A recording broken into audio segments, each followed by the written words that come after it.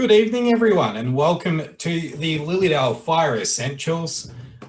My name is Ben Cash, and I'm lucky enough to be your presenter with you tonight. Joining me in the host seat, or the co-host seat, is Taryn Campbell. So Taryn's going to be going through the comments tonight and trying to answer any questions that pop up as we go on.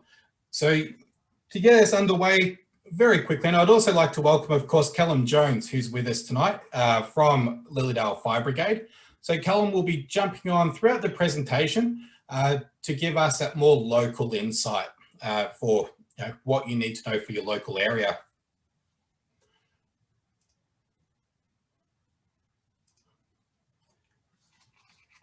So before we get underway tonight, I'd like to acknowledge the Wurundjeri people of the Kulin Nations, who are the traditional owners of the land on which we're gathered, and pay my respects to their elders, both past and present. So tonight we are doing a webinar. So what is that? How is it different to anything else that we do? Basically, with a webinar, it is all one way. So I cannot see your smiling faces tonight. Hopefully you can see mine. More importantly, hopefully you can hear me. So as we go out through tonight, jump onto the chat. You'll see down the bottom of your screen, there'll be a little chat icon that pops up with the 3 dots in the speech bubble. Just click on that. You can ask whatever questions you like, and we'll pop on throughout the evening and try to answer them. So as you think of them, pop them in there and we'll get to them. Everyone's microphones are turned off tonight. So unfortunately, there's no raising of hands and talking. It's all done through chat. So if you do have any questions, it's really important that you pop them through there. If you want to pop on the chat icon now, we're going to use it as a bit of a test run shortly, because we want to use this as a two-way session. At the end of the day, we have the knowledge, and we want to give you that knowledge, and we want to give you the knowledge that you want tonight. So it's really important that we do have that two-way interaction. We'll also be using pop-up polls so that we can get a bit of an idea about you and where you're at with your bushfire preparedness and how we can better help you tonight. So what I'd like everyone to do, if they could, is click on that chat button for me and just let me know what suburb you're in. And with any luck, beautiful. So they're already starting to pop through. Everyone's Lilydale so far, which isn't surprising given it is a Lilydale session.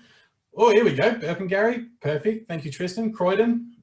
Yeah, absolutely. Great to have you on here from Croydon there, Catherine. Find out what plants ash or flame. Excellent.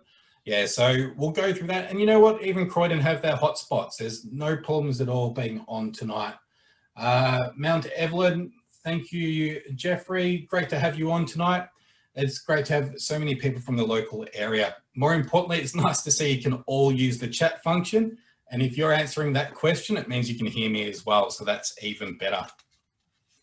So before we kick off into our wonderful presentation, and for those of you who have actually been in one of these before or been to the old Fire Ready Victoria sessions, this is a very different layout. So we are going to have videos. It's not death by PowerPoint or death by my voice.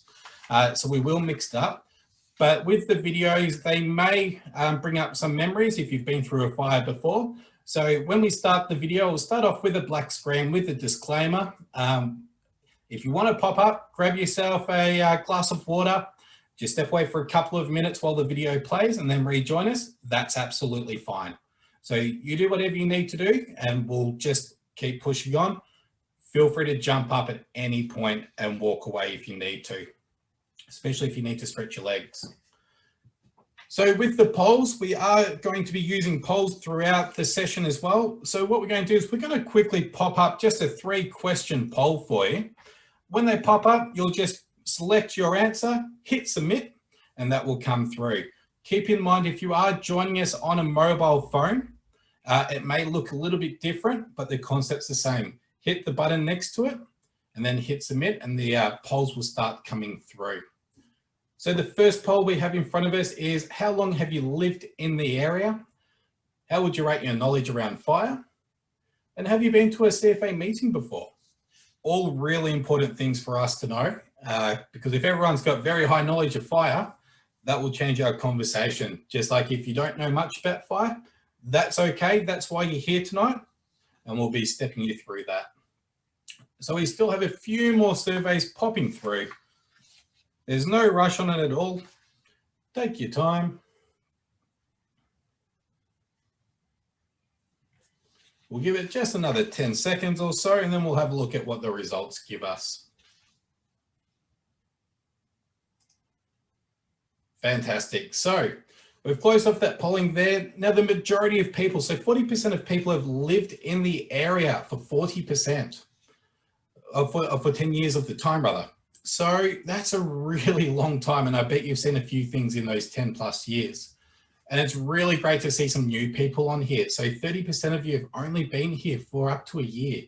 So welcome to the area. It's a beautiful area. I myself, I'm based in Chirnside Park, so I know the area fairly well. So welcome to this neck of the woods. How would you rate fire? Looks like 50% of us have a medium knowledge. So that's a really great base to start off, with a few very low and a few very high, which is what we expect to get in these sessions. But hopefully we can take that knowledge to another level for you tonight. And have you been to a CFA meeting before? 70% of you have, which is great. Welcome back. It's nice to have you. And we'll see if we can introduce some new things for you tonight. And we'll be really interested in your feedback at the end of the session to see how you found it compared to others you've been to. So we'll close off those results, but thank you very much for participating in that one. So housekeeping, again, this session will be recorded. So the brigade may choose to use this throughout the summer, just to remind everyone as we hit some of those higher spike periods. When you engage with us through the polls, it is anonymous. No one can see your name. No one can see your questions. It is fully optional. You don't have to put things up. And with the polls, they can't actually see them either. So nobody knows how they're answering other than when I talk about them. So if you have any questions though, pop them up into the chat. Taryn will respond to you. She'll type the answer back. And if we have time later on, we might do a bit of a Q&A session if we need to. So let's get stuck into it. What will you learn tonight? More importantly, tonight is all about learning about the local fire risk, what to expect if a fire actually hits Lilydale, how do you know if there is a fire, which is a very important question, planning and decision making, and surviving if the plan fails or you get caught out. So we won't go into the details of how to build a bushfire plan. We can do that through bushfire planning workshops. So there will be other sessions that you can do that can go into that a little bit more detail. So we are going to keep it a bit more top line tonight, but there is a fair bit to go through and we'll do our very best to keep to time. So let's talk about understanding local fire risks. So Victoria, as we know, is one of the most bushfire prone parts in the world. I believe we rank in the top 3. Our counterparts there in California are very much up there with us. And also Spain is incredibly high in the bushfire risk. So between the 3 of us, we are the top 3 in that space. So what does that mean? You know, what does that actually mean for us and where we live? So what it means is that no matter where you go in the state, we do have that type of bush that does burn. It doesn't matter where you go. You could go down to the coastal regions where you've got that coastal shrub, which burns with a really, really high velocity and it really moves quickly through that shrub and bushland. In our beautiful part of the world, in the Dandenongs, we get a bit more of that forest. So we get the taller trees, we get some of the fern gullies. But what happens is we see a real change in what the bush does, depending on what the aspect is. If it's north, south, east, west, especially with the Dandenong Ranges. And even in parts such as Mount Evelyn, like Quinn Reserve, that's a really key local landmark for us to keep an eye on. Around Lilydale though, we do have a huge risk of grass fire, especially at the back, but we'll touch on a little bit more on the local risk a little bit later. So when we break up as Victoria, it's important that we know what district we're in. If you want to jump onto the chat and let me know what district we're in Lilydale. what fire district are we in? There's a map there, smack bang in the middle of your screen. Hillsville's marked, Melbourne's marked, so hopefully they'll make it really easy. Yeah, we've got a couple of essentials coming through. Spot on, gold stars for you all. We are in the central fire danger region or area. So when they talk about total fire bans and all those sort of fun things, we look at central. That's what's relevant to Lilydale. Of course, if you're traveling, it's really important that you look up and work out what fire danger district you're going into so you can keep up to date with all the local information. For example, if you're up in the Mallee today, you would have had a total fire ban day. So it's really important that we keep abreast of what's happening, not just in our local area, but if you're traveling and what the risks are in that area as well. The seasonal outlook, I'm sure all of you have been glued to this, and I have no doubt that all of you would know that they keep talking about a La Nina. So what does that actually mean for us this year from a bushfire point of view? So the Bureau has told us that looking between December and February in particular, and that's what these maps reflect at the moment, that rainfall is likely to be above average across most of Australia and also down in our parts of the world. The average daytime temperatures during December to February are likely to be above the long-term average across Victoria, with a higher chance down in our neck of the woods where that darker red shading is, more likely to have a higher average maximum temperature during evenings and during the day as well. So the La Nina is underway in the tropical Pacific. So La Nina typically increases the likelihood of above average rainfall across Australia during spring and early summer. And that's what we're seeing again in that graph there. We are seeing a slightly above average chance of showers, but we are also seeing those warmer temperatures. So what that means for us, of course, is that if we do get a really dry run of days with that heat, we are going to dry out and we could still have a bushfire season, but we know that's probably going to be a bit later this year. I'm sure as you drive around town and have a look outside your car windows, you can tell at the moment just how green that grass is out in the paddocks. You can also see how long it's getting, especially for those that are growing it for hay at the moment. So it's really important that you watch the color of that grass, and as it turns a bit more pale and starts turning that yellow color, that means it's drying out, and that's when our bushfire risk and our grass fire risk in particular will increase. So just keep an eye out. That's something that you can do to be observant with the local conditions. Just watch how that dries out throughout the summer. Touch wood, of course, we continue to get follow-up rains and we have a nice wet summer this year. And hopefully we can come back next year and have a chat with no fires having happened in the area. But rest assured, you are in good hands with the Lilydale Fire Brigade if something does happen this year. So let's talk a little bit about the local vegetation in the area. So what we do know is that Australia is designed to burn. A lot of our trees and bushes rely on that fire to create new seeds and to make those seeds germinate and regrow. But that also leads to a risk for us, especially with where we live and where we like to travel. So Mount Evelyn in particular, a lot more trees. Down in Lilydale, we've got a lot more grassland happening. So it's really important that we're aware of the risks around us and the type of trees that we have. So in our area, we've got lots of messmates, lots of those fibrous bark. And what happens is that is really great fuel to help the fire go up the trees. That bark being nice and light, especially stringy barks, once that catches on fire, that's a really, really good material for spotting and causing that ember attack ahead of the fire front. So when we do have those fibrous barks, fires can travel quickly from the ground up to the top of the trees and also through the bush itself.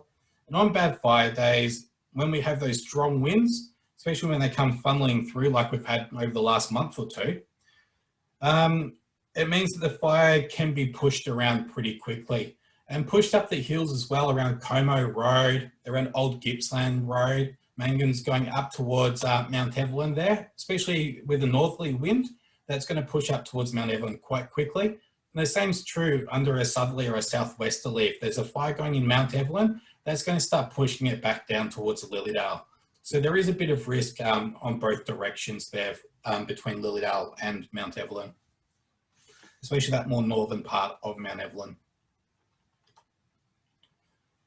So I'm going to bring Callum in just shortly, but when we do talk about local risks, we look at more than just what's in front of us as far as the trees and the vegetation and how dry it is. As you can see in some of those pictures, there are a couple of wonderful snaps there from Lilydale. So in the top left-hand corner, we've got the intersection there for Maroondah Highway coming into Lilydale.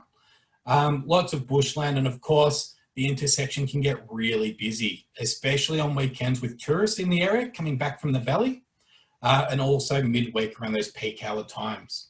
So tourists and the need to travel to and from town and to public transport for workers really is a huge risk to us, especially in the afternoon when traffic's at its highest, and also at times fire risk can be at its highest as well. In the bottom right-hand corner, that's actually a picture of Old Gippsland Road. Now that could be anywhere in regional Victoria where you look at those trees and how they're overhanging the road and the risk that there is. There's nothing stopping a fire from going through there and causing those trees to drop. So when we talk later on about what we need to do to prepare and things that we need to be aware of, is what happens if a tree drops on our escape route? What do we do then, and where do we go from there? But of course, a lot of us, and fortunately, hopefully no one in this group, because you're here and you're aware of fire, but a lot of people think that you can just pick up the phone, call 000 and you'll get a fire truck to your house. Unfortunately, it doesn't quite work that way during a bushfire. If we look at the statistics here for Lilydale, we've got 6,600 properties in Lilydale alone with 16,000 people. And that was back in 2016 in the census. So it's probably gone up slightly from there. And there are 3 fire trucks that carry water at Lilydale. So, you know, I'll let you do your own maths, but it's around 1 truck to every 2,200 homes. So the likelihood of you getting a fire truck at your front door is fairly low. But what I do want to do now is introduce Callum Jones to everyone. He's our local community brigade education coordinator out of Lilydale.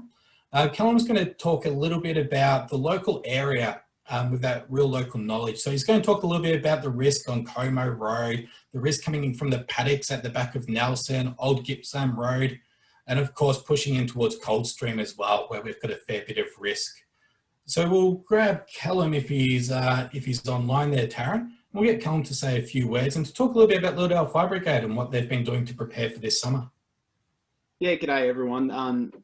As Ben said, my name's Callum. I'm the Community Safety Coordinator at Lilydale Fire Brigade.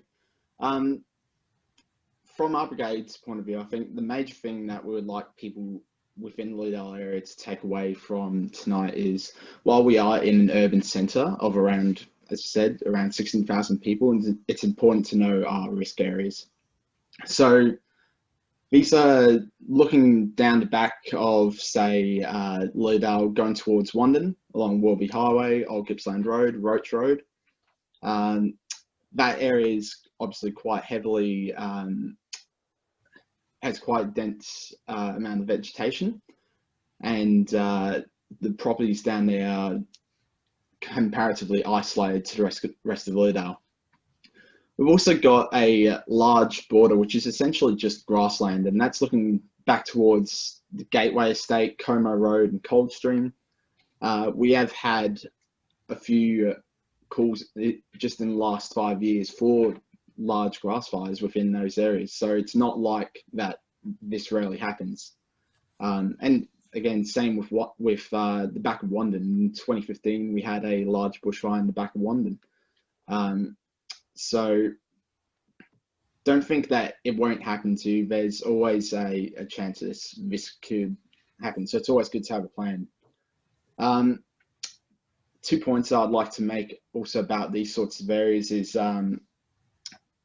obviously, as I just said, they can be quite isolated, and we can't guarantee that we'll get a truck to you. There's only 3 trucks in Lilydale.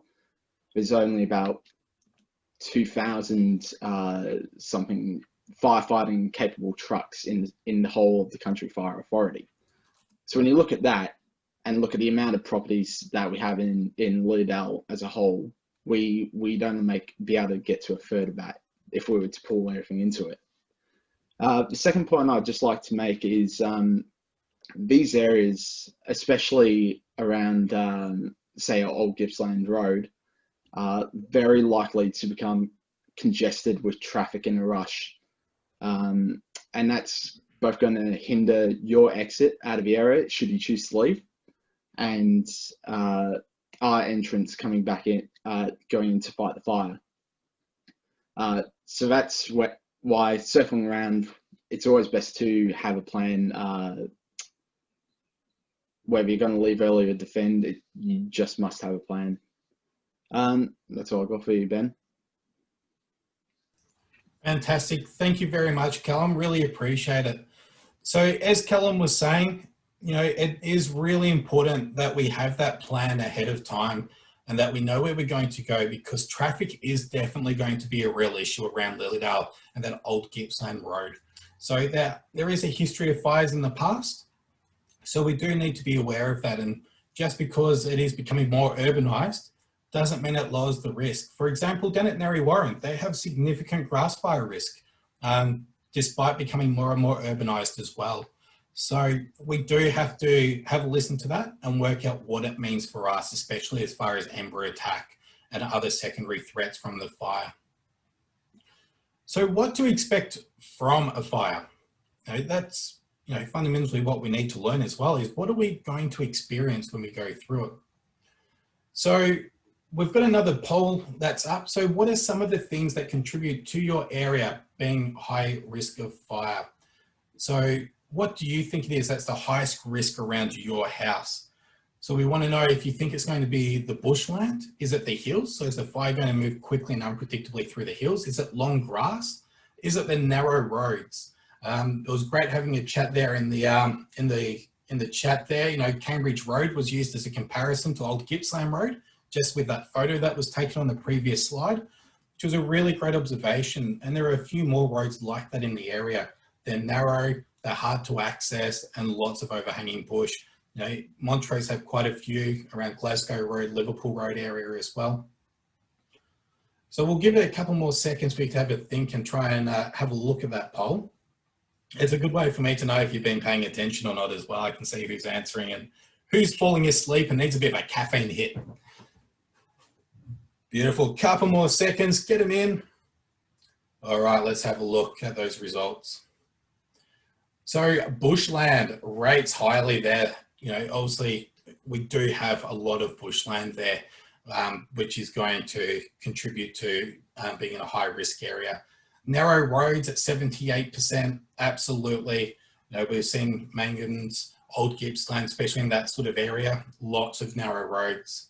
Dead end streets, limited access and egress, both on 44%, absolutely. You know, dead end streets in particular, you know, that's where that local knowledge comes in, and that's why having a local brigade like Lilydale there who know the streets, they come in really important in planning how to respond to a bush or grass fire. Long grass and hills, absolutely. So hills we know play a factor because we know that fire increases its speed double for every 10% of slope there is. So for every 10 degrees that hill goes up, the fire speed's going to double. The same is true though, coming down the slope, it's going to halve its speed for every 10 degrees it goes down. So if you think you can outrun the fire, especially going uphill, I urge you to think again, because unfortunately it doesn't quite work that way. But we'll get rid of that poll there. So thank you everyone for participating in that one. Really appreciate it. So tonight there's a couple of aspects of fire that we're going to talk about. Whoop, as I go one slide, nope, that's the right one. There we go. So there are two aspects. We're going to look at ember attack. We're also going to talk a little bit about radiant heat. But firstly, ember attack is really important because it is one of the largest ways that we lose houses in a bushfire. We're about to click onto a video, and so I'll unshare my screen in just a moment. But what we really want to take out of this video is ember attack and what it actually means and trying to apply it to a local context like Lilydale. So I want you to picture, especially that Old Gippsland Road area moving towards Coldstream, Mount Evelyn, out the back there of Lilydale, just how ember attack may impact you. So I'm going to unshare my screen and I'm going to hand over to you, Taryn, if you can pop that video up.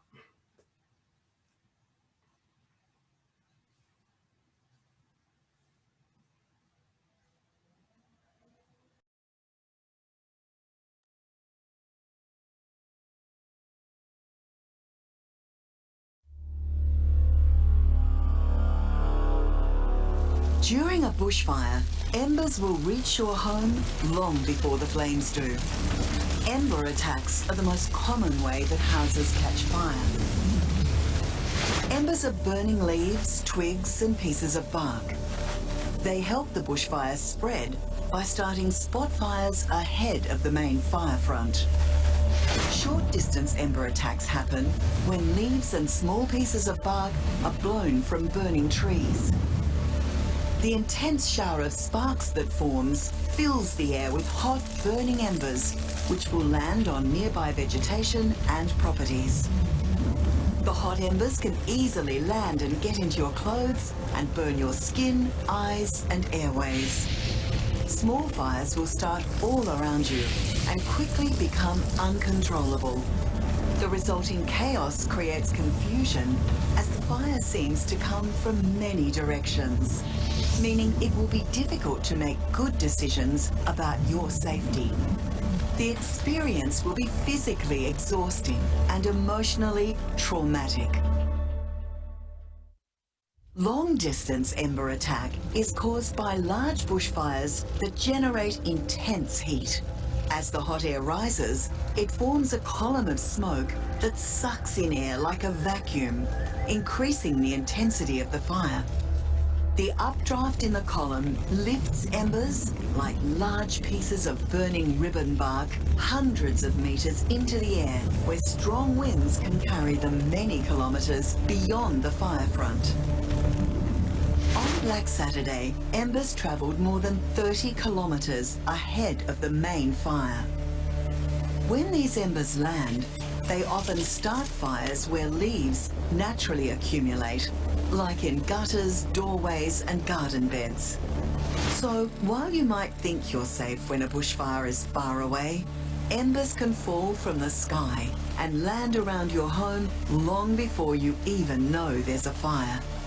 But remember, your home isn't the only thing under threat during an ember attack. By the time you realize the danger, it might be too late as escape routes become jammed. Embers can also start fires on roads and block them completely, making late evacuation dangerous or impossible. That's why leaving early, before a fire starts, is always your safest option. Excellent. Thank you very much, Taryn. So as you can tell in that one there, you know, there is a lot to think about when we're planning for bushfires and what that's actually going to mean to us. So when we talk about leaving early, and you hear it a lot, leave early, make a plan, leave early. The reason why we talk about leaving early so much is around that ember attack, because we want you to be out of the area before there's a fire so that ember attack doesn't impact you. It doesn't stop you from exiting. As Callum touched on when he spoke, the traffic build-up in that old Gippsland Road area, Mangans Road, with people who are leaving last minute. We don't want to cause those sort of traffic jams because it does stop the ability for you to get out and for us to get in. So that's why we talk about it in such great detail and why it's such a big loss of property during a bushfire, because unfortunately it is one of those things that does happen, and it's usually the first sign that you get that there's a fire approaching your area. So the next one that we're going to talk about is radiant heat. So radiant heat talks about, you know, the heat that you feel off the fire, not the flames itself. Because unfortunately what we do know is that radiant heat is one of the largest killers in a bushfire. So more deaths happen from radiant heat than anything else. So it's not usually the fire that gets you, it's the heat before the fire and the flames that usually knock you over. So the intense heat of them is what's most at risk to us. and why we wear so much clothing in such a hot environment. That's why you see the firefighters in their yellows with their collars up. The goggles are on to help with the ember attack. And that's why we take such care in making sure that we wear all the right things. So again, I'm going to unshare my screen here. We've got another video for you again. If any of this does distress you, I would encourage you to take a couple of moments to walk away, grab a drink and come back in once the video is over. Thanks, Taryn.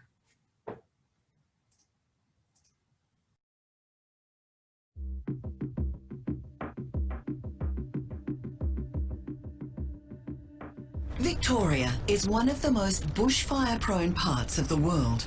Every summer, bushfires threaten properties and lives. But did you know it's not the flames that kill most bushfire victims? No, it's the radiant heat. Most victims die from the effects of radiant heat long before they're reached by the flames. Radiant heat is what you feel when you sit next to a campfire. If a campfire heats up to 2 kilowatts per square metre, you'll feel that it's too hot and will want to move back from the fire. If you don't, this amount of radiant heat is enough to cause burns and blisters in as little as 40 seconds. At 12 kilowatts, it can cause some materials like dry timber to ignite. A bushfire can reach 100 kilowatts, and the effects can be truly catastrophic. For humans, radiant heat can cause burns from 100 meters away and cause a dangerous increase in body temperature. Radiant heat can cause the rapid onset of heat stroke. Heat stroke damages your brain, meaning you won't be able to concentrate to make good decisions as the fire arrives. Other impacts include severe damage of internal organs and death. There are some things you can do if you're caught in a fire. Cover your skin with long-sleeved, natural fibre clothing, like wool. It's also useful to know that radiant heat only travels in straight lines and can't bend around corners. So, sheltering behind or inside solid structures may help protect you. But be aware, radiant heat will travel straight through glass. The best defense against radiant heat is a simple one. If you're not anywhere near a bushfire, its radiant heat can't hurt you. Leaving early is always your safest option.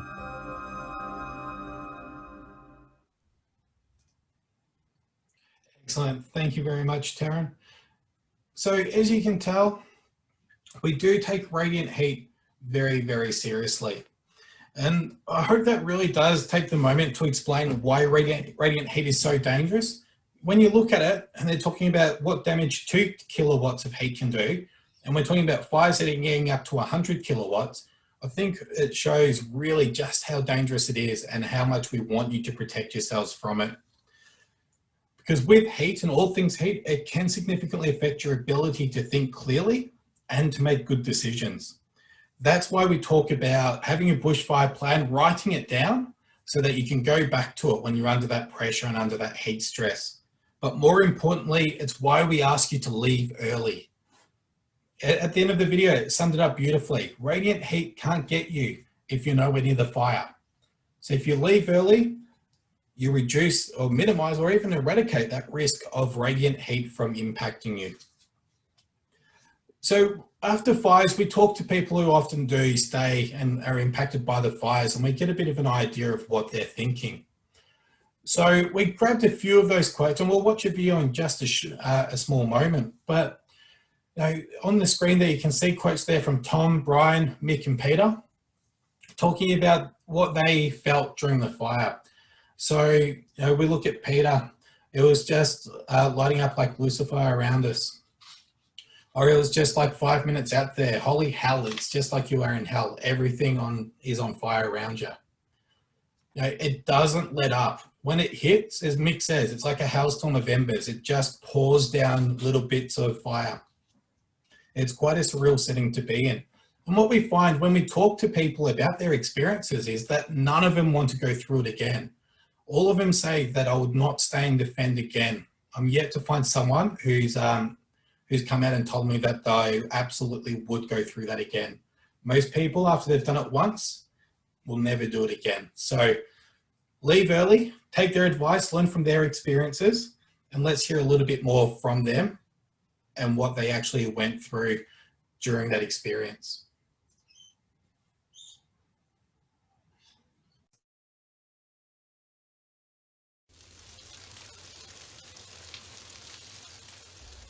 Ten years ago, when all the dams were full and the tanks were full and there was plenty of water, I probably would have stayed and I would have died. Nothing went the way we might have anticipated. Whatever preparations you put into place, you only need something small to go wrong. You know, in future, I don't think we'd want to put the kids through that sort of trauma, I guess. Yeah, wouldn't put the kids through that again. If it was my choice, I wouldn't stay again. If we had another day like that, if I had the opportunity to get out, I would go before the fire even got here.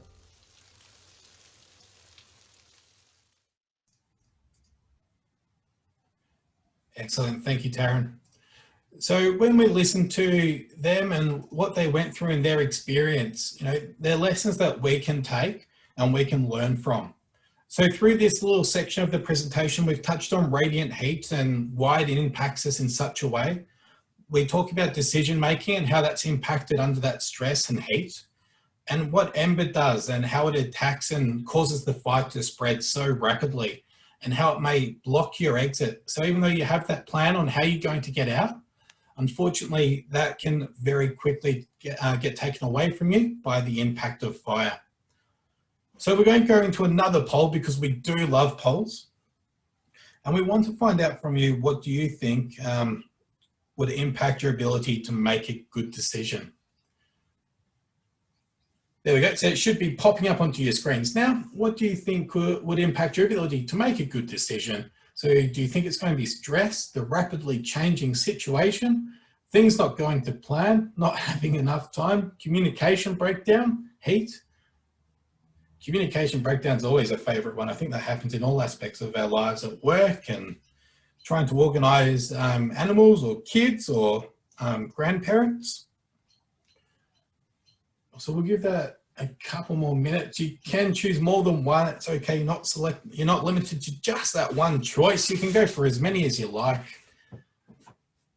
So we've got a few there. There's a couple more to go. Hopefully this good chance to quickly wake up. There we go. There's another one. Looking good. So we'll have a look at those results now. Oh, another one came through. We'll just quickly give 5 more seconds for that last one to come in. All right, we'll wrap it up there. Let's have a look with how you all went. So 90% for 4 of them. So pretty much everyone is saying stress, rapidly changing situations, things not going to plan, and heat are all going to impact your ability to make good decisions. Communication breakdown and not having enough time rates very good mentions. So when we look at that, it really does reinforce that having that plan, and especially leaving early, can help get rid of some of those stresses that might come into play. So if you're not there, the changing situation and things not going to plan, fortunately won't impact you as much because you've made your plan, you've got out, and you're out of harm's way. And that's what we want for you. We want you to be out of harm's way at the end of the day. So let's talk about, how do you know if there is a fire? Because, you know, depending where you're at and depending what your day has entailed for it will depend on if you know there's actually a fire happening. So I want you to go back to your trusty old chat function for me. Hopefully you still have it open, so it'll be nice and easy. And let's have a chat about, how would you know if there's a fire in your area? So how do you currently know? What's your go-to sources of information? So jump into that chat. It's not a poll this time, it is a chat. Chuck it up there. And please don't say the Yarra Valley Notice Board. you will lose 10 points if you put Yarra Valley Notice Board as a reliable source of information. All right, we're seeing Vic Emergency app. ABC Local Radio, thank you Tristan. 774 ABC Melbourne, always a good one to choose. Emergency Services website, absolutely. So Vic Emergency have the website up and about if you don't have the app. Radio Vic Emergency app, beautiful. So we're going through a couple of the really well-known ones, which is fantastic. And it's great to see the chat rating so many mentions as well. Thanks, Daniel. Yeah. Yarra Rangers Notice Board. The good news is if there is a helicopter in the area, you will know about it very quickly on the notice board, but it doesn't quite make the cut for a reliable source of information, unfortunately. But let's talk about how we go about planning for our day and knowing if there is a fire in the area. So we have these beautiful things called fire danger ratings. Hopefully you've all seen them. They are in the area. And the great thing is they get updated daily during the bushfire period. So it's almost like a weather forecast for you. So you can see it on the TV. They often have it at the weather or during the weather on the news. It's on social media. It's on the CFA website. In fact, if you go to the CFA website, you get pretty much a 4-day forecast of fire danger ratings. They do change a little bit depending on what the weather does, but it gives you a really good indication as to what kind of week or next few days you've got coming up so that you can plan effectively around it. So the key question is though, what is it and what does it actually tell us? So we've got another poll that's about to pop up and I want to know from you, what does the fire danger rating actually mean? Because it does cause a little bit of confusion at times. So hopefully that poll, there it is popped up there. It's a 50-50, so you've got half a chance of getting it right, and it doesn't matter if you don't, because we're going to talk about it anyway. So we've got a couple of answers already popping up. So when you look at that beautiful, colourful picture, is it telling you how likely it is a fire will start? Or is it telling you how bad a fire will be if it was to start? Very similar wording, very different outcomes though. So we'll give it a couple more minutes. We've got a few more coming through. Let's rally a couple more. So first one is how likely it is for a fire to start. The second one is how bad a fire will be if one was to start. Beautiful. So we'll pop that one up there. And 73% of you have gone with how bad a fire would be if one were to start. And you guys are absolutely correct. So gold star for you guys there. So the fire danger rating tells us how bad a fire will be if it was to start, which is often mixed up with, how likely it is a fire will start. So if there's one thing you can take away from this session, I'm going to have a guess and say those who got this one right have been to a session before and may have had the inside word on this question. But it is really important when we look at that, we talk about fire spread. So on a low to moderate day, we're not going to see a whole heap of movement in the fire. In fact, today's low to moderate, and I reckon if there's a fire in a bit of grass, Callum could probably walk out of there with a good pair of sturdy boots and stomp it out. Especially with the humidity, how it is, how wet it is, how green the grass is, we wouldn't have too many problems pulling up a fire. But what happens is we start getting to the more pointy end of the diagram, and that's where things get a little bit more animated. So we look at the severe, the extreme and code red kind of days. And basically what that's telling us is we can expect hot, dry and possibly windy conditions if a fire was to start and takes hold. So we're going to pop up another poll because I'm really interested to find out how many code red days you think we've actually had in the Central Fire District. So remembering in the central region there on our fire map, how many code red days do you think we've had? Keeping in mind that the code red came in about 10 years ago now. So on the back of the fires back in 09-10, or back in 09, they came out with the recommendations and we introduced code red. So I'd love to know how many you think we've had here in Central Vic. So while we're getting a few more of those results through, let's talk a little bit about the severe, extreme and code red sections. So when we look at those, we talk about severe extreme code red all being pretty bad, but what on earth is the actual difference? Well, with a severe day, we're going to expect spotting to be occurring. We're expecting bad conditions, and we don't expect to be able to pull up the fire if one was to start. With an extreme day, we're looking more at more intensity of fire. Spotting's definitely going to happen. We're going to have high winds, and we will not be able to stop a fire if one was to start on an extreme day. And a code red day, well, in short, houses are not built to withstand a fire on a code red day. We have no chance of pulling up a fire. We've got no chance of really trying to be able to do much in the way of asset protection, just from the sheer speed of it and the intensity of the fire. There will be spotting, we're going to have severe radiant heat coming off that fire, and it's going to be moving at a rapid rates. And believe it or not, as we share the poll results, we've had none. We've had no code red days in the central region since it was created. So all of those really bad days that we've had over the last 10 years, where it's been really hot, really windy, none of them have been code red.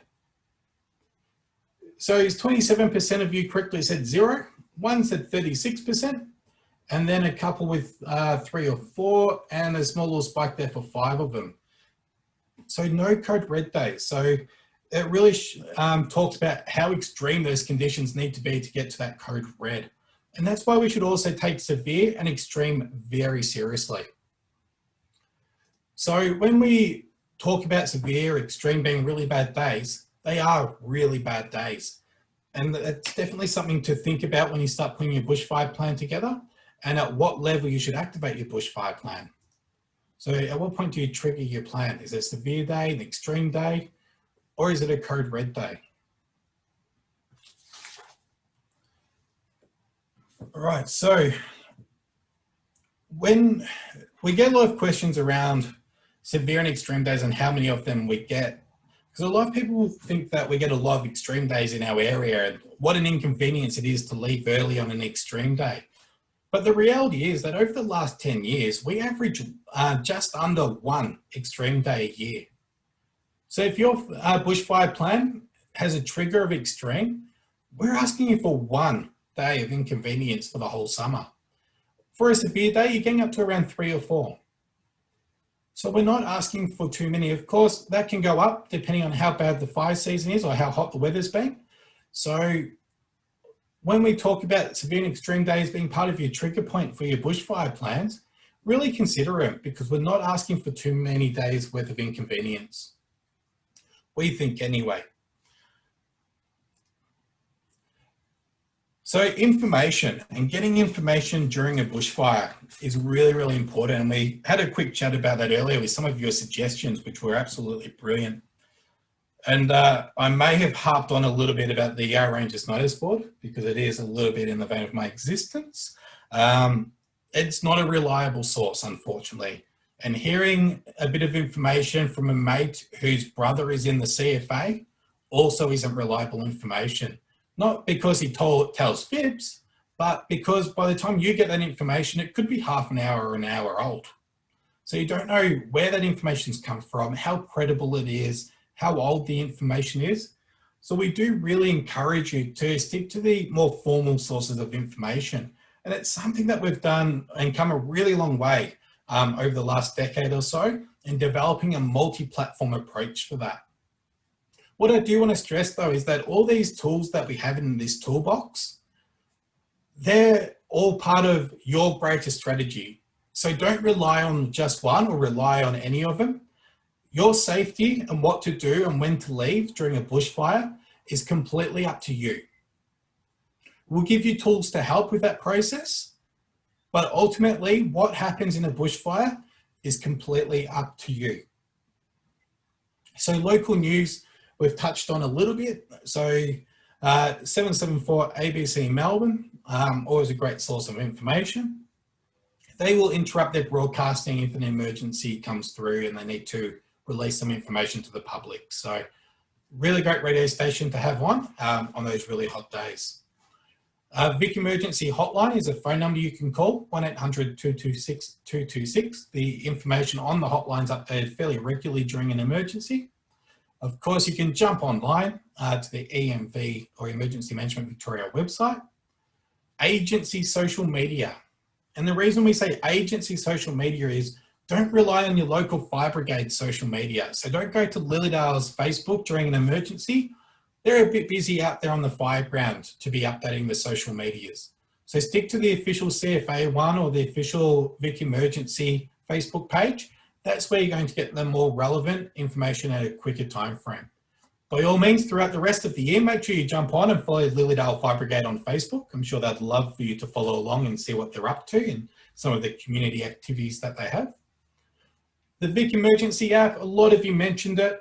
As we are approaching summer, or summer officially as of today, it's a great time to make sure that you've got your zones loaded in your app so that you get notifications when something's happening in the area. National Relay Service, for those who are hard of hearing. There's an interpreter service available, and of course, emergency alerts can come out during an emergency. But let's talk about warnings and what those how they link into what you're doing and where you might be if you get one. So there are 3 different levels of warnings that generally come out. Level 1 is an advice message.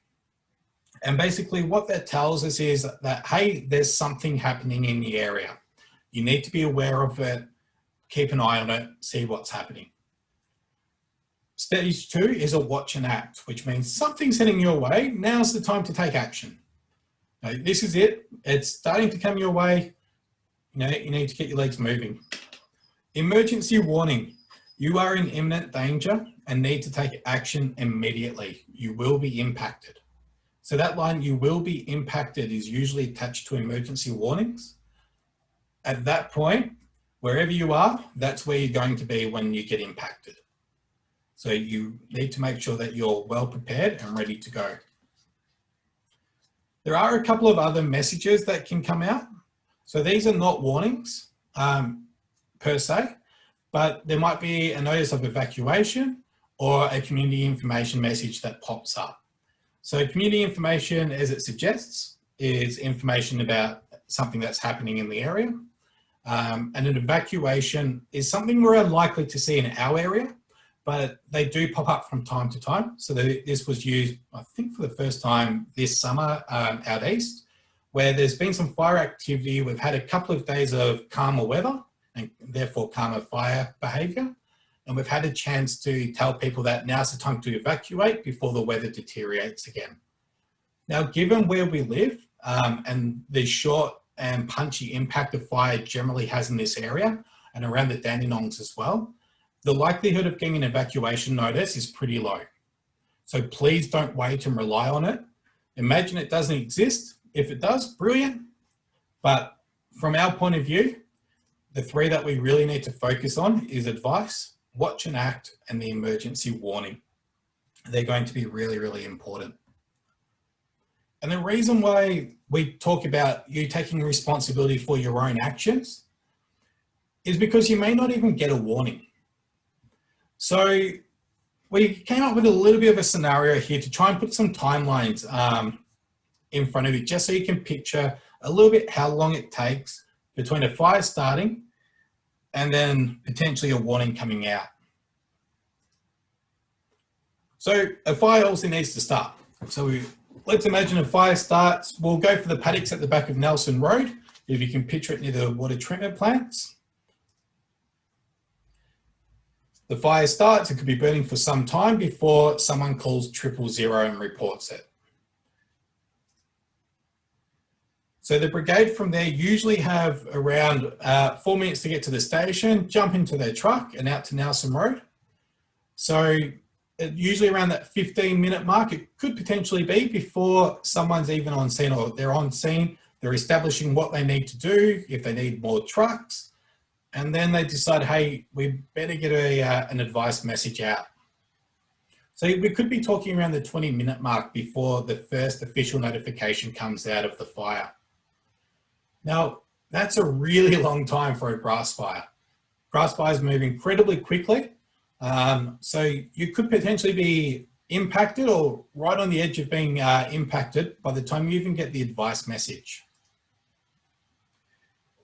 So if we're half an hour in, we're finally updating to an emergency warning because it's making a real run. Now, if you're that unlucky house there in the middle of it all that's been impacted, then that information's coming out to you a little bit late, which is why we talk so much about being proactive on those really hot days and taking responsibility for your local area. So one of the key things we can do to be aware, because we also have Vic Emergency app, we've talked about the radio station and the websites.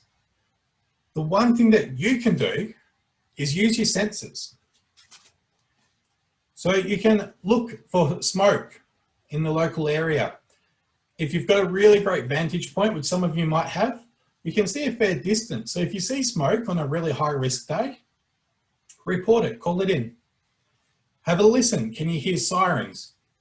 Can you hear, and I'm loath to say it, but can you hear a helicopter? And you've jumped onto the Yarra Rangers notice board, and I'm sure everyone else is asking about it as well. But you may hear it. That's another trigger for you to seek more information. Can you smell anything? We live in a beautiful part of the world. Step outside every 15, 20 minutes on those really high risk days. Take a deep breath in. Can you smell something smoky? If you can, find out what it is. Be on the front foot and try and seek that information early if you can. Because at the end of the day, you might be the person calling 000 and calling in that fire. It could be you. So planning and decision making. So how do we put all this information and why is it so important to what we do? Because for the past little while, I've been talking about the local risks, what it's like to experience the fire, so the radiant heat, the ember attack. We've talked about how to stay informed and why it's really important to stay informed. So let's go through two hypothetical situations just to try and bring all that home a little bit. So today is an extreme fire danger day out here in the Central Fire District, and it's 8 AM on a Wednesday morning. Let's imagine it's not COVID times and we all go about our world normally. You look outside, you can see it's already hot and windy. One of those days you've had a hot night, you're already in a bit of a foul mood because you've had no sleep. And you're getting into the car, you're shooting off to work, so you might be driving down to the railway station and catching the train in, or you might be driving somewhere for work. And it's one of those days where you're driving along Old Gippsland Road, the trees are blowing, the leaves are already falling off and hitting your car window as you drive along. And that morning sun's hitting your glass and radiating through. You're already thinking how stinking hot it is at 8 o'clock in the morning. So you get to work, you're sitting down in your air-conditioned comfort, eating your lunch, and you overhear people talking about a bushfire up in Mount Evelyn. That suddenly pricks up your ears because you live in Old Gippsland Road in Lilydale, and you're like, oh, okay, Mount Evelyn, yeah, that's not too far. There might be a wind change coming through, so that, that could push the fire straight into mine. So you jump into the Vic Emergency app to find out whereabouts the fire has started, and you realise that it's in the Outland Reserve up there near Herrisford Road. So you jump in your car, start heading home to make sure everything is okay. You get a little bit closer and the road's blocked by police. You can't get past the intersection near McDonald's. You're stuck. You wind down your window and they advise you it's not safe to go into the area. The fire's burning, trees are coming down along the roads, and you'll have to go somewhere else until the road is reopened. So we're going to pop up a poll in just a moment. Keeping in mind, so it's a hot day, there's a fire in the area, the roadblocks are in place, and you can't go home. So what does this mean for you? So what I'd like to know is, on an average Wednesday in summer, where would you be? So midweek, Wednesday, summertime, would you be at work? Would you be at home, holiday, shopping? Hopefully shopping in the air-conditioned comfort, but it is a Wednesday after all. Thinking about last summer, would you have been prepared if you needed to spend a few nights away from home in an emergency situation? And did you have an emergency kit packed with clothes, important documents, photos, your medication, or your prescriptions if you need them? So we'll give you a minute or two to answer that one because there are a few questions there. So just having a think through that typical Wednesday when you go off to work, or maybe you work from home. So COVID's been an absolute breeze for you because you're used to it. But you're trying to work out in your head, okay, well, if this fire started tomorrow, literally tomorrow being Wednesday, would you have been ready to spend a few nights away? All right, so we'll close the polling off there. Let's have a look at the results here. So 70% of you would have been at work. So the majority of you, 30% at home. Thinking about last summer, would you have been prepared? 70% of you said no. And 100% of you said that you would not have had an emergency kit packed. So when you start thinking about your bushfire plan, these are some of the things to think about. So if you decide that you're not going to be home on an extreme day, that's great. And if it's a Wednesday, your plan might involve going to work. But as part of your plan, you also need to consider things that you might want to take with you. So having a few things stashed away in the car, ready to take to a friend's place, or try and decide where that place is that you go for the night if you need to. So we'll close that result. So we'll go through a different scenario. It's similar, but slightly different. So it's the same day. It's still a Wednesday because we all know that fires aren't generous enough to only start on a weekend when we actually plan for them. So it's the same day, except you jump on the Vic Emergency app because we're all pretty fond of it. You see, you've made it home and you see that the fire is still a fair while away. It's still up in Mount Evelyn somewhere. The little yellow shaded area on the Vic Emergency app on your phone doesn't quite reach your house yet. So you think, I've got enough time to run home, grab some important stuff. So you drive home. As you get out of the car into your driveway, you can smell the smoke in the air. It's still really windy and hot, but all of a sudden you can actually feel that wind starting to hit your face. So the wind started to change a little bit. So now the wind's blowing from Mount Evelyn to Lilydale in that sort of southwesterly, southerly stream. So you check the app again and you see the little triangle on your screen still says advice message. So you're thinking to yourself, yep, all right, this is fine. I've got time, we're good. But you're frantically moving. You're going inside the house, grabbing an important document, running that out to the car. Then you think, oh, I didn't grab my birth certificate. So you quickly run in, you grab that. You're grabbing your phone as you're walking in, having a look at the app. Am I okay still? Or do I need to go? You're not seeing anything. You're not being told anything. There's no evacuation notice, nothing. So you think you've got time, right? You're writing through the list in your head, pets, check, photos, birth certificate, wedding certificate. I'll leave that one for you guys to decide if that's what you want to take.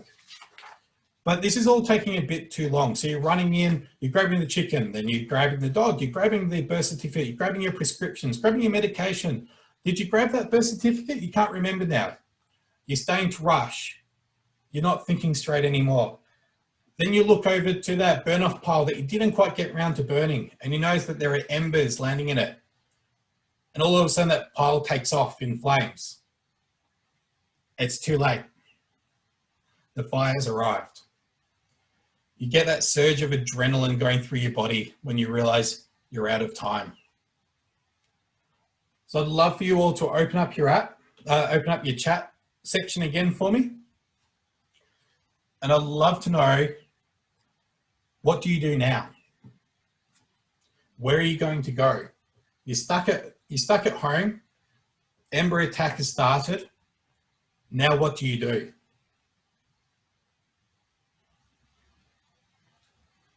Perfect. We've got one person there. Terrible noise. Helicopter. Pitch black at 3 p.m. Yeah, absolutely. The ACT fires, there's some incredible footage there of a huge ember attack. So yeah, the Canberra ember attack that got copped through there, that was something else. That was surreal. I really don't know. Yeah, and you know what? The fact that you're realizing, and we're going through that now, that's step one to building your bushfire plan. So saying, I really don't know, that's a great answer. Because if you don't, you've got time to change that now so that you can have a plan before you're in that scenario, or just in case you are in that scenario. So I really appreciate your feedback on that. And, acknowledging that, you know what, maybe not. Be at home, not at work.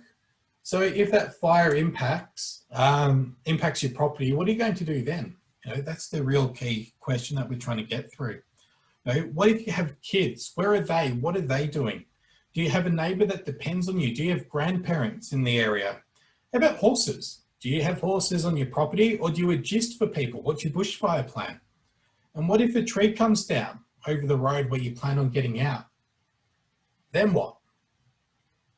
So when we go through all of this, and we acknowledge it probably feels like a lot right now. I threw a whole heap of information at you, and that was quite deliberate because I wanted to get you all thinking and trying to work out, do I have that plan?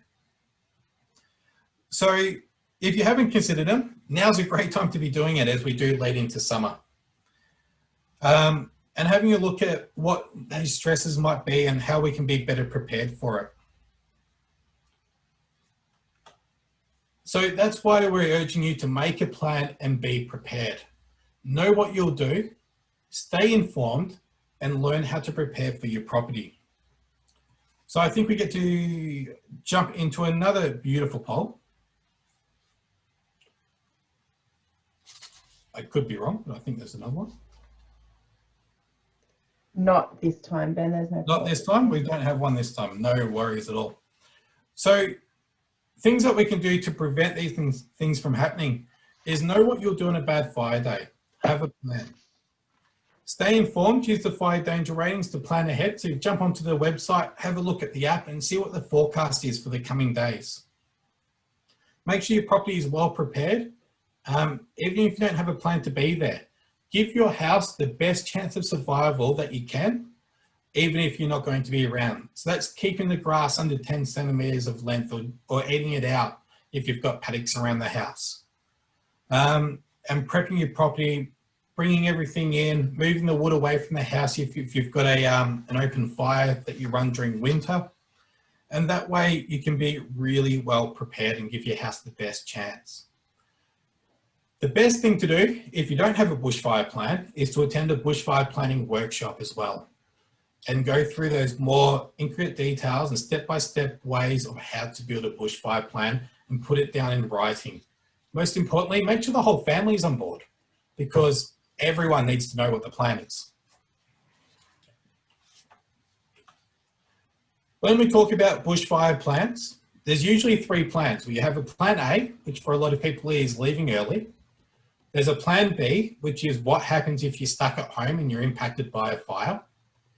Then we've got plan C. I call it plan O bugger. It's what happens if plan A and B fail. So plan B is that you're at home defending, but your house has been impacted by the fire. So there are a few things that we can do to prepare ourselves just in case that worst case scenario does hit us. And it all starts with clothing. We saw it before in the radiant heat, that covering up is absolutely essential. It starts from your feet and goes all the way to your head. So making sure you've got those good sturdy boots, tough leather gloves for your hands, natural fire-risk clothing. So we want to go natural, not synthetic, as opposed to the polo top that I'm wearing today, because unfortunately that melts, which causes a fair few issues if it gets hot enough. Mask to protect your airways. So a P2 mask is usually adequate for that. Goggles. So yes, you can use your ski goggles if you like. You won't be using them for the slopes at that time of year. So either that, get some clear goggles from a hardware store, have them tucked away, ready to grab. Make sure you've got a hat to protect your head and also to try and stop embers from going down the back of your neck. Because if you do get embers traveling down the back of your neck, you're going to be dancing around a little bit. It does get a little bit warm. So if you've got a collar, pop the collar up. That will also help stop those embers from getting down the back. So that's why we do dress the way we dress. You want the clothing to be loose, so not skin tight to you, because you want to let the air flow through the body, and that's what's going to help keep you that little bit cooler. Best of all, if you've got this gear boxed away already, so you've got that plan and you've got it in a box, make sure you get it out around this time of year and you try it on, because we've all heard of the COVID kilos. So now's a really good time to be trying your gear on and making sure that it still fits, because it does have a habit of shrinking on you over the winter. So if we are forced to stay and defend and we're losing the house and we need to get out because it's burning, we think about the radiant heat video and what that told us about radiant heat, that it can't bend around corners, it can't go through solid objects. So we want to seek shelter behind or inside those solid objects to try and give ourselves extra protection from that radiant heat. If you need to, if you've got large boulders in your yard, you can use rocks and a woolen blanket to try and get that extra protection, especially during Plan C or Plan O bugger. You can also go to places with less fuel. So maybe it's a paddock that's been eaten out next to your house. It could be a dammed area or a river. It could even be a stationary car, but we will talk about cars in just a minute. Just quickly on swimming pools and dams and rivers, a lot of people do ask about jumping into it and if that's a good idea or not. Ideally, you won't want to jump into water because you are adding another element that could go wrong. If you suffer from smoke inhalation or lose consciousness and you're in a body of water, you bring drowning into the equation. Having said that though, if that is your only place of last resort around your property and that's all you've got left, then that's better than nothing. Just make sure that you grab a woolen blanket with you and have it covering the top of your head. Because unfortunately in pools, dams and rivers, you can protect most of your body underwater, except for the stuff that helps us breathe. That has to be out of the water. So having that woolen blanket to cover us and to add another layer of protection from the smoke is really important. So that's the advice there on dam and swimming pools. It's not your go-to option, but if everything else has failed, then there are steps you can take to make it that little bit safer. Now, neighbourhood places of last resort are exactly that. They're a place of last resort. Now, we do have two in Lilydale. You've got Lilydale Lake, and you've also got the Footy Oval, where the Lilydale Football Club is. They are two designated places of last resort, and the emphasis is on last resort. So it's not an evacuation centre. There is no coffee, there are no scones, and there's no firefighters there. It is simply a place where you can go that's hopefully near your house, where there is short grass or no grass at all, very little vegetation around, so the impact of radiant heat is a lot lower. It's not a guaranteed place of safety. Again, there's not necessarily any toilets there. There's no food, no drinks.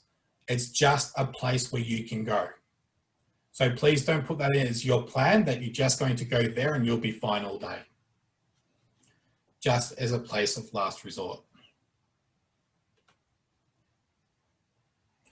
So we do have a couple of images coming up on this last slide in regards to sheltering in cars. That may be distressing for some people. So if you do want to take another quick stretch of your legs for a minute or two, so you don't see these, now is the time to do that. So one of the key things that we want to stress at the end of this is please don't try and drive through fire.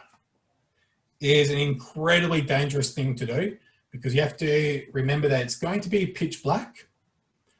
There's going to be hot embers flying around everywhere, hitting your windscreen. It's going to cause stress and can lead to poor decision making. Of course, there's the risk of trees that have come down, which you may not see till you hit it. There's also livestock and wildlife that could be on the road as well. At the end of the day, we're not the only ones trying to run from the fire. So the smoke alone can be disorientating, and cars are really designed to get you from place A to place B. They're not really designed for sheltering in a bushfire. If you need to though, try and park yourself in a nice bit of low grass or where there's no vegetation. Point the car towards the fire. Make sure you've got all your hazard lights on. Turn on any lights that you do have.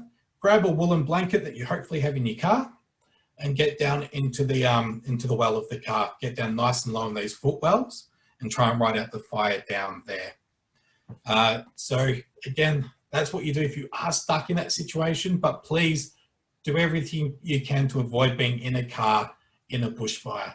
It is not a safe place to be.